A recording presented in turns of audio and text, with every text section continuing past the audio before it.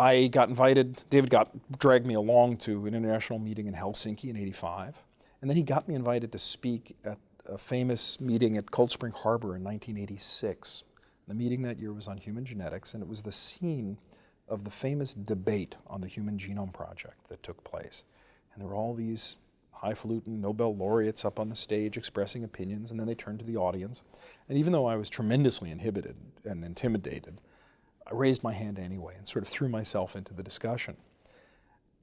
Remarkably, after the discussion, a couple of the senior people came over and said, "Oh, you want to come to dinner? We really liked some of the things you said," and we were chatting. And a couple weeks later, I found myself invited to participate in some meeting on the Genome Project. And a couple months after that, found myself invited to chair some subcommittees on the Genome Project. And I quickly realized that there were no experts on this subject, and I could pass for an expert on this, and that was just fine.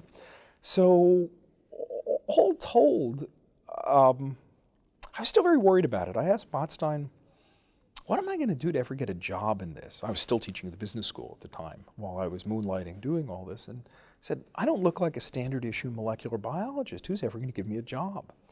David said, you've got it all backwards. It's the guys who look like standard issue molecular biologists who have a problem. They all look the same.